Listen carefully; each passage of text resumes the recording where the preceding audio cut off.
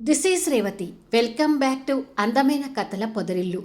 ప్రియమైన రాక్షసి episode number 66. కథలోకి ఎంటర్ అయిన శిరీష. కానీ వచ్చిన రోజే పాపం చైతన్య. అసలు ఏం జరిగింది? కథలోకి వెళ్ళబోయే ముందు దయచేసి వీడియోకి ఒక లైక్ ఇవ్వండి. అలాగే హైప్ ఇచ్చి వీడియోని సపోర్ట్ చేయండి. ఇలాంటి ఇంట్రెస్టింగ్ స్టోరీస్ కోసం మన రెండు ఛానల్స్ని సబ్స్క్రైబ్ చేసుకోండి. వామ్మో! యమ రూమ్‌లో పడుకోవాలా? నా వల్ల కాదు అంటుంది ఆనంది భయపడుతూ. ముత్యాలు, ముందు తన రూమ్‌కి లాక్ వేసేయ్. మొగుడు రూమ్‌లోకి ఎలా వెళ్ళదో నేను చూస్తాను అంటుంది నందిత. అలాగేనమ్మా అంటూ ముత్యాలు రూమ్‌కి లాక్ వేస్తుంటుంది. అయ్యో! ఏంటి బొమ్మ నన్నిలా చిక్కుల్లో పెడుతున్నావు అని అనగానే, చిక్కుల్లో లేదు, చింతకాయ పచ్చడి లేదు. మీ బామ్మతో మాటలు పడాల్సిన అవసరం నాకు అంతకంటే లేదు. ఇక నుంచి నువ్వు నీ మొగుడు రూమ్‌లోనే ఉండాలి. వేరే రూమ్‌లో ఉన్నట్టు కనిపిస్తే ఊరుకోను. జాగ్రత్త అని ఆనంది మీద విరుచుకుపడుతుంది. అత్తగారి సీరియస్ వాయిస్ చూసి ఆనంది ఇంకాస్త భయపడుతూ, మా బామ్మకి ఏం పని ఉండదు. అన్నీ గెలుక్కుంటూ ఉంటుంది. ఈసారి బామ్మ కనపడాలి. అప్పుడు చెప్తా తన సంగతి అని మనసులో తిట్టుకుంటూ ఉంటుంది.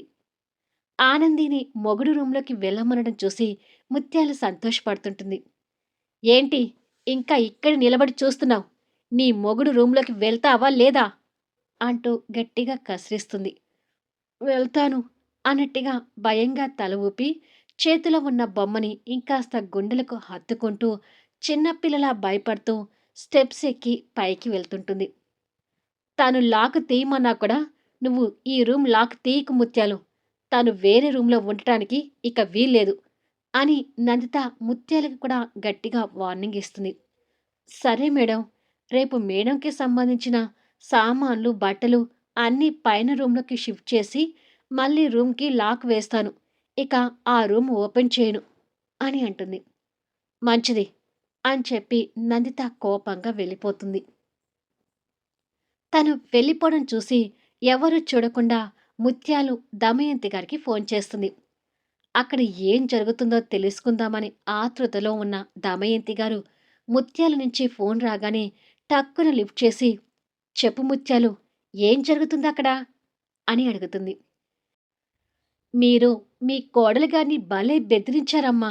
వెంటనే మీ కోడలు గారు వచ్చి తన కోడలి మీద విజృంభించి తనని మీ మనవడి రూంలోకి పంపించింది అని అంటుంది సంతోషపడుతూ. హమ్మయ్య! మొగుడు రూంలోకైతే వెళ్ళింది కదా అని అంటుంది దమయంతి గారు. వెళ్ళడం అయితే వెళ్ళిందమ్మా. కానీ కలిసి కాపురం చేస్తారా లేదా అనేది డౌట్ అని అంటుంది ముత్యాలు. ఆనంది హగ్ చేసుకుని పడుకునే తీరు దమయంతి గారికి తెలుసు కాబట్టి వాళ్ళిద్దరూ ఒక బెడ్ మీద పడుకోవాలి కానీ వాళ్ళు కలవడం ఎంతసేపు పట్టదులే. సరే ఇక ఉంటాను అని చెప్పి దమయంతి గారు ఫోన్ పెట్టేస్తుంది. ఇక ఆనంది భయంగా అడుగులో అడుగు వేసుకుంటూ అశ్విన్ రూమ్ దగ్గరికి వెళ్ళి వేసి ఉన్న డోర్ని చిన్నగా ఓపెన్ చేసి భయంతోనే లోపలికి తొంగి చూస్తుంది. అశ్విన్ సోఫాలో కూర్చొని ల్యాప్టాప్లో ఆఫీస్ వర్క్ చూస్తుంటాడు. యముడిని భయంగా చూస్తూ, మా బామ్మ కారణంగా ఇప్పుడు ఈ నరకంలో అడుగు పెట్టాల్సొస్తుంది అని తిట్టుకొని డోర్ని ఇంకాస్త తీసి అడుగులో అడుగు వేసుకుంటూ లోపలికొస్తుంది. తను వచ్చిన శబ్దానికి అశ్విన్ తల ఎత్తి తన వైపు చూస్తాడు. బొమ్మని గట్టిగా హక్ చేసుకుని బెరుకుతనంతో చూస్తూ చిన్నపిల్లల అశ్వినికి కనిపిస్తుంటుంది. ఏంటి నా రూంలోకొచ్చావు అని అడుగుతాడు ప్రశ్నార్థకంగా. మరేమో నేను బయట రూమ్‌లో ఉంటే ఊరుకోనని మీ అమ్మగారు బెదిరించి నన్ను ఈ రూమ్‌లోకి పంపించారు. ఇక నుండి నేను ఈ రూమ్‌లోనే పడుకోవాలంట అని చెప్తుంది. మా అమ్మ ఎందుకు పంపించింది? ఉండు, మా అమ్మతో మాట్లాడి నిన్ను నీ రూమ్‌లోకి పంపిస్తాను అని అంటాడు. ఆహా! వద్దు. మీరు చెప్పినా మీ అమ్మగారు వినరు. ఎందుకంటే ఇది మా బామ్మ ఆర్డర్. మా బామ్మ మీ అమ్మగారికి ఫోన్ చేసి తిడితే మీ అమ్మగారు వచ్చి నన్ను తిట్టి ఈ రూమ్‌లోకి పంపించారు అని ఇన్నోసెంట్ ఫేస్‌తో చెప్తుంది. ఓహ్! ఇదంతా నా డార్లింగ్ పనా? ఇలా అయితే మనవరాలతో కాపురం చేస్తానని అనుకుంటుందేమో. ఇక ఆ లెక్కన ఆనంది ఇక్కడ సుఖంగా ఉంది అనుకుంటారు. నెవ్వర్. ఆ పప్పులేవి మన దగ్గర ఉడకవులే. ఒకే రూమ్‌లో కలిసి ఉన్నా తనతో కాపురం చేయడం అనేది జరగని పని అని అనుకొని తన వైపు కోపంగా చూస్తూ, "ఇంకా ఎందుకు చూస్తున్నావు? వెళ్లి పడుకో" అని కసిరింపుగా చెప్తాడు. ఆ బేస్ వాయిస్‌కి ఇంకాస్త భయపడుతూ, "అదేదో నిదానంగా చెప్పొచ్చు కదా! మీ అమ్మ నువ్వు పెద్ద పెద్ద గొంతులు వేసుకొని ఎందుకు నా మీద అరుస్తారు?" అని అంటుంది. "ఏయ్! ముందు మాటలాపి వెళ్ళి పడుకో. నాకు వర్క్ ఉంది చేసుకోవాలి. నీ సోది వింటూ కూర్చుంటే నాకు కుదరదు" అని చెప్పి అశ్విన్ మళ్ళీ ల్యాప్‌టాప్‌లో తలదూర్చి వర్క్ చేసుకుంటూ ఉంటాడు. నా బాధ ఈ అమ్మకి సోదిలాగా ఉంది అని గొనుక్కుంటూ వెళ్ళి అక్కడ ఉన్న మీడియం సైజ్ బెడ్ మీద పడుకుంటుంది. బొమ్మని గట్టిగా పిసుకుతూ హగ్ చేసుకొని యమని భయం భయంగా చూస్తూ పడుకుంటుంది. అశ్విన్ వర్క్ బిజీలో ఉండి తన వైపు కూడా చూడకుండా వర్క్ చేసుకుంటూ ఉంటాడు. కాసేపటికి ఆనంది గాఢమైన నిద్రలోకి పోతుంది. అశ్విన్ వర్క్ ముగించుకొని ఆవలించుకుంటూ ల్యాప్టాప్ క్లోజ్ చేసి పక్కకు పెడతాడు. నిద్రపోతున్న తనని చూస్తూ బెడ్ దగ్గరికొచ్చి లైట్ ఆఫ్ చేసి బెడ్ లైట్ ఆన్ చేసి బొమ్మకి యువతల పక్కన పడుకుంటాడు. బొమ్మని గట్టిగా హగ్ చేసుకుని నిద్రలో ఇంకా అమాయకంగా అందంగా కనిపిస్తున్న తనని చూస్తూ పడుకుంటాడు. కాస్త నిద్ర పట్టక అటూ ఇటూ మెసులుతుంటే ఆ బొమ్మ వల్ల అశ్విన్‌కి ఇరుకుగా అనిపిస్తూ ఉంటుంది. అబ్బా! ఈ ఇరుకులో ఈ బొమ్మ ఎందుకు? అని అనుకొని తను హగ్ చేసుకున్న బొమ్మని నిదానంగా తన నిద్ర డిస్టర్బ్ కాకుండా తన చేతుల నుంచి వేరు చేసి పక్కకు వేసి, హమ్మయ్య! ఇప్పుడు ఫ్రీగా పడుకోవచ్చు అని అనుకొని కళ్ళు మూసుకుంటాడు. మరి కాసేపటికి నిద్రలోకి పోతాడు. హగ్ చేసుకుని పడుకోవటం అలవాటైన ఆనంది నిద్రలోనే బొమ్మ కోసం జరుగుతూ వచ్చి అశ్వినే బొమ్మ అనుకొని ఒక్కసారిగా గట్టిగా హగ్ చేసుకుంటుంది. అశ్విన్ ఆ ఒత్తిడికి కళ్ళు తెరిచి చూసేసరికి ఆనంది కౌగిలింతలో అశ్విన్ నలిగిపోతుంటాడు. తనని అంత దగ్గరగా చూసేసరికి ఆశ్చర్యపోతూ పైగా ఆనంది గట్టిగా అల్లుకొని బాడీ అంతా పిసుకుతూ పడుకోవటం చూసి అశ్విన్ బాడీలో ఏదేదో అవుతూ కొత్త కొత్త ఫీలింగ్స్ కలుగుతుంటాయి. ఇద్దరి పెదవులు చాలా దగ్గరగా కనిపిస్తూ తన కౌగిలింత వల్ల ఏ క్షణాన తనకి ముద్దు పెడతాడో అన్నట్టుగా అశ్విన్ పొజిషన్ ఉంటుంది. క్షణం క్షణం గడిచేసరికి ఆనంది కౌగిలింత ఇంకా ఇంకా బిగుసుకుపోతూ పిసుకుతుంటే అశ్విన్ ఆ ఫీలింగ్స్ని కంట్రోల్ చేసుకోవడానికి కష్టపడుతూ, దేవుడా, దీని కౌగిలింతకి నేను పిండి పిండి అయిపోతుంటే పెద్ద వయస్కురాలైన మా బామ్మ దీన్ని ఎలా తట్టుకొని పడుకుందో. మా బామ్మ అంటే ముసలావిడ, పైగా వయసు మళ్ళినావిడ. కానీ నేనలా కాదు కదా!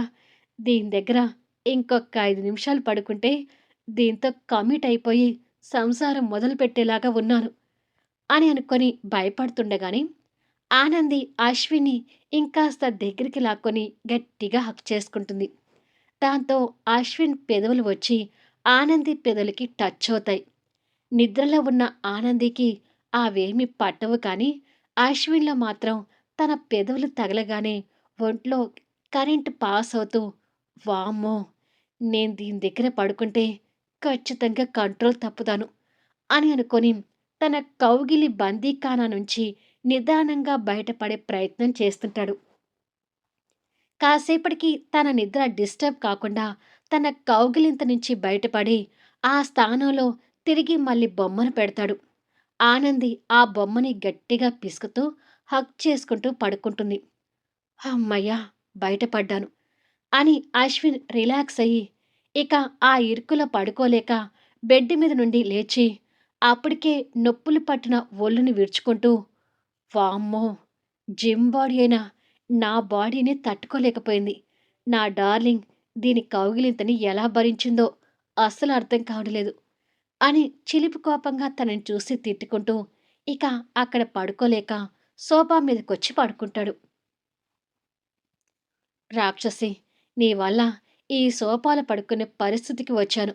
అని తను చూస్తూ తిట్టుకుంటూనే నిద్రలోకి పోతాడు. ఇలా గంటలు గడిచి తెల్లవారుతుంది. ఆనంది మేలుకొని హగ్ చేసుకుని ఉన్న బొమ్మని పక్కకు వేసి రూమ్ చుట్టూ చూస్తూ, అమ్మో! నేను యమ రూమ్‌లో ఉన్నాను కదా! అని బెదిరిపోతూ లేచి కూర్చుంటుంది. ఎదురుగా అశ్విన్ సోఫాలో పడుకొని నిద్రపోతుంటాడు. ఓహ్! యమ అక్కడ పడుకున్నాడా? ఇంకా నయం నా దగ్గర పడుకోలేదు.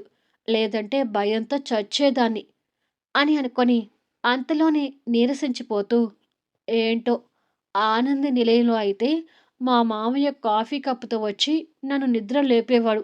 ఇక్కడికి వచ్చాక నాకన్నీ కష్టాలే అని అనుకుంటూ బెడ్ దిగుతుంది. అప్పుడే అశ్విన్ కూడా మేలుకొని గోడ గడియారం వైపు చూసేసరికి టైం 7 అవుతుంటుంది. ఓ గాడ్! రోజు 5 గంటలకే లేచి జిమ్‌లో ఉండే నేను ఇవాళ ఇంత లేటుగా లేచానేంటి? అని అనుకుంటూ లేచి కూర్చుంటాడు. ఎదురుగా ఆనంది కనపడగానే రాత్రి కలిగిన ఫీలింగ్స్ అన్నీ గుర్తొచ్చి, రాత్రి ఇంకాసేపు దీని దగ్గర పడుకొనుంటే ఖచ్చితంగా ఫీలింగ్స్‌ని కంట్రోల్ చేసుకోలేక కమిట్ అయ్యేవాడిని అని మనసులో అనుకుంటూ ఉంటాడు.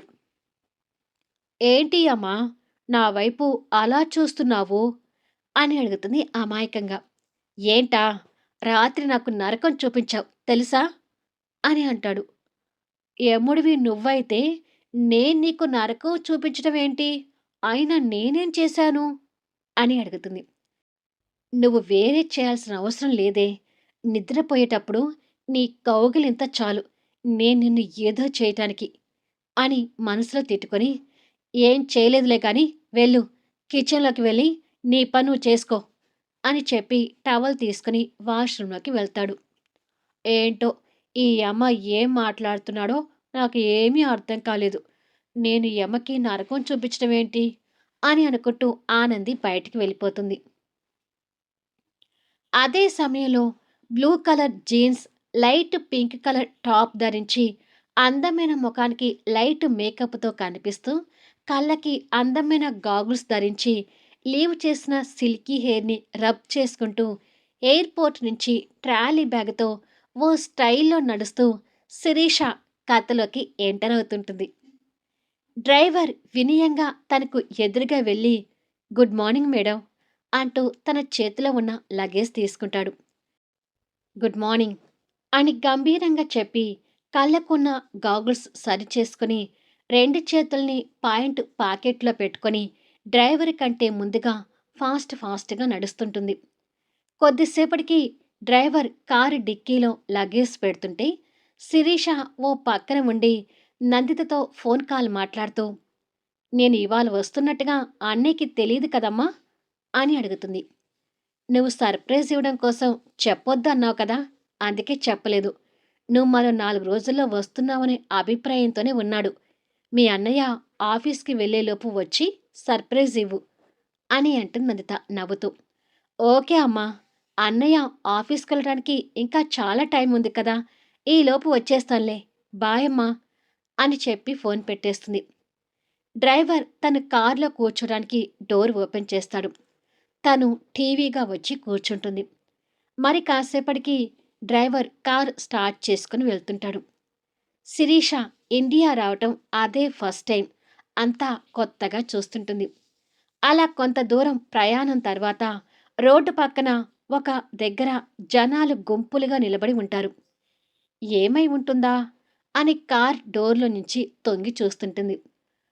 ఓ భర్త భార్యని జుట్టు పట్టుకొని ఇష్టం వచ్చినట్టుగా కొట్టడం కనిపిస్తుంటుంది. ఆమె భర్త దెబ్బలకు తాళలేక కన్నీళ్లు పెట్టుకుంటూ వేడుకోవటం కంటపడుతుంది. అది చూడగానే శిరీష భద్రకాళిలా అయిపోతూ, కార్ స్టాప్ చేయి డ్రైవర్ అని గట్టిగా అరుస్తుంది. ఆ అరుపుకి డ్రైవర్ ఉలిక్కిపడి సడన్ బ్రేక్ వేసి కార్‌ని రోడ్డు పక్కకి ఆపుతాడు. కారు ఆగిన మరుక్షణమే మెరుపులా శిరీష కిందికి దిగుతుంది. అతను భార్యని కొడుతూ, రాత్రి చేపల కూర వండమంటే దోసకాయ కూర వండి నా మొహాన పడేస్తావా అంటూ తనని కొడుతూ ఉంటే మిగతా అందరూ సినిమా చూసినట్టుగా చూస్తుంటారు కానీ ఎవ్వరూ మధ్యలోకి వెళ్లరు. కిందికి దిగిన శిరీష అదే మెరుపు వేగంతో వాడి దగ్గరికొచ్చి తన భార్య జుట్టు పట్టుకొని కొడుతున్నా వాడి జుట్టు పట్టుకొని వెనక్కి గుంజుతుంది. ఏమై ఉంటుందో అని వాడు చూద్దామనే లోపే శిరీష పిడికిలి బిగించి వాడి కడుపున గట్టిగా పంచేస్తుంది. ఆ దెబ్బకి వాడు కడుపు పట్టుకొని నొప్పితో మిలకలు తిరుగుతుంటాడు. ఆ దృశ్యాన్ని చూసి అతని భార్య, మిగతా వారందరూ షాక్ అవుతుంటారు. ఇక డ్రైవర్ అయితే శిరీషను చూసి భయపడుతూ వామ్మో అని అనుకుంటాడు. ఏరా, కట్టుకున్న భార్య అంటే నీకు బానిస అనుకున్నావా? ఎందుకురా తననలా చావగొడుతున్నావు? అంటూ వాడిని ఇష్టం వచ్చినట్టుగా కొడుతుంటుంది. వాడు ఆ దెబ్బలు తాళలేక, ఎవరమ్మా నువ్వు? మా భార్యాభర్తల విషయంలో నువ్వు జోక్యం చేసుకుంటున్నావేంటి? అని అంటాడు. భార్యాభర్తలైతే నువ్వు పెళ్ళాన్ని కొడుతున్నా జోక్యం చేసుకోవద్దని ఏదైనా రూల్ ఉందారా? నీ భార్యని ఇష్టం వచ్చినట్టు కొడుతుంటే చూస్తూ వీళ్ళలాగా నన్ను కూడా ఊరుకోమంటావా? అని వాడిని చావగొడుతుంటే ఆ పిడికిలి గుద్దులకి వాడు ఒళ్ళంతా గాయాలయ్యి వాడు వేసుకున్న చొక్కా రక్తమయం అవుతుంటుంది. ఒక అమ్మాయి ఒక వ్యక్తిని అలా కొట్టడం అక్కడ చుట్టుపక్కల ఉన్న జనాలు వింతగా చూసి శిరీషకి భయపడుతుంటారు. సచ్చినోడికి అలాగే కావాలి అని భార్య కోపంగా తిట్టుకుంటుంది. వాడు శిరీష చేతిలో చావు దెబ్బలు తింటూ ఉండగా అప్పుడే చైతన్య కార్ డ్రైవ్ చేసుకుంటూ అటు నుంచి వస్తుంటాడు. జనాలు గుమ్మికూడి ఉండటం చూసి ఏమై ఉంటుంది అని అనుకుంటూ కారు పక్కకాపి దిగి అటుగా వస్తుంటాడు. ఆ జనాల దూరి లోపలికొచ్చి మోడ్రన్గా కనిపిస్తున్న శిరీషాని తను వాడిని కొట్టడాన్ని ఆశ్చర్యంగా చూస్తుంటాడు. శిరీష కొట్టే దెబ్బలకి వాడికి నోటి నుంచి రక్తం వస్తుంటుంది. వాడి పరిస్థితిని చైతన్య చూడలేక, ఏ అమ్మాయి, ఎవరు నువ్వు? ఏంటి అతన్ని అలా కొడుతున్నావు? అంటూ పెద్ద హీరోలా మధ్యలో దూరతాడు. అసలు నువ్వెవడిరా? అంటూ శిరీష చైతన్య గోబ గట్టిగా పగలగొడుతుంది. ఆ దెబ్బకి, ఆ ఫోర్స్‌కి చైతన్య ఇక్కడ మాయమై ఎక్కడో వెళ్ళి పడతాడు. చైతన్య పరిస్థితి ఏంటో నెక్స్ట్ వీడియోలో చూద్దాం. ఎన్నో ప్రగల్భాలు పలికిన చైతన్య ఒక్క దెబ్బకే అలా పడిపోతే ఇక రివెంజ్ పరిస్థితి ఏంటి? ఇకపై చైతన్య, శిరీష మధ్య ఎలాంటి టామ్ అండ్ జెర్రీ క్యూట్ సన్నివేశాలు రానున్నాయి? అసలు ఫైర్ బ్రాండ్ అయిన శిరీష, పెద్ద తెలివైన ఆనంది, ఈ ఇద్దరి మధ్య వచ్చే సన్నివేశాలు ఎలా ఉండబోతున్నాయి? అమర్, శిరీష ఎలా మీట్ కానున్నారు? అన్ని జంటల మధ్య అద్భుతమైన సన్నివేశాలతో ఆసక్తికరంగా సాగే కథా వీడియోస్ని మిస్ కాకుండా చూడండి. కథ నచ్చితే దయచేసి లైక్ చేయండి, హైప్ ఇవ్వండి, మీ అమూల్యమైన కామెంట్స్ షేర్ చేయండి. Thank you for listening.